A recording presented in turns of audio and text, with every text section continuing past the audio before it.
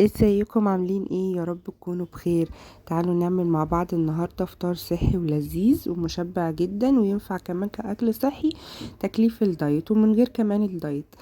انا هنا معايا حتة جبنة قريش، هنحطها بقى على شوية خضار. قطعت بصل وفلفل الوان وفلفل اخضر، ولو عندك طماطم حطي بس ما تكتريش من الطماطم لان هي اصلا سكريات.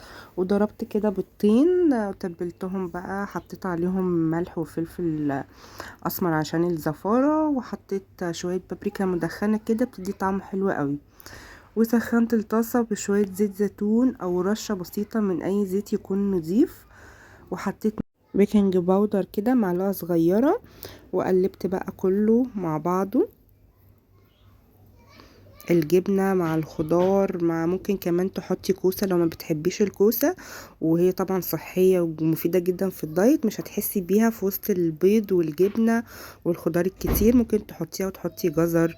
حطيت بقى عشان اكل نص رغيف، حطيت نص العيش اللي هو الجزء اللي من تحت دوت، حطيته في الطاسة ووطيت النار حاجة بسيطة قوي عشان العيش ما يتحرقش، ودلقت بقى عليه البيض بالخضار بالجبنة، وفردته كده في الطاسة كلها وسبته يهدى على نار هادية عشان ما يتحرقش منك. واول ما تحسي ان هو استوى قلبته على الوش التاني كده في طبق، وبعد كده نزلته في الطاسة، وبعد كده عليت النار بقى شوية وسبته هما يعني ثانيتين تلاتة كده عشان برضك ما يتلسعش منك ويتحرق من تحت، وطفيت عليه بقى وطلعته في الطبق قلبته، وحطيت معاه كده خيارية قطعتها وحطيتها عشان اكلها معاه. وطبعا كوباية مية كبيرة دي لازم في الدايت كلنا عارفين. عايزة تحطي عليها عصرة ليمون هتبقى حلوة جدا، بس لازم تشربي كوباية مية عشان تحسي بالشبع اكتر. وعادي تشربي مية في نص الاكل، ما بتعملش كرش ولا الكلام الفاضي ده كله، بالعكس هتحسسك بالشبع اكتر.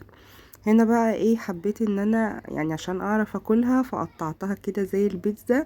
مش قادره اقول لكم طعمها كان تحفه وما فيهاش مش زفره، عشان حطيت فلفل اسمر وبابريكا اللي هي المدخنه دي، فمديها طعم حلو وما فيهاش ريحه زفاره خالص. جربوها هتعجبكم جدا جدا وهتشبعكم قوي في الدايت. بصوا شكلها تحفة وطعمها كان جميل، والعيش كده من تحت كان واخد تحميصة كده خفيفة وكان طعمه حلو قوي. بس كده، يا رب تكون الوصفة عجبتكم. ولو عجبتك الوصفة اعملي لايك واشتركي في القناة وفعلي زر الجرس عشان يوصلك كل جديد.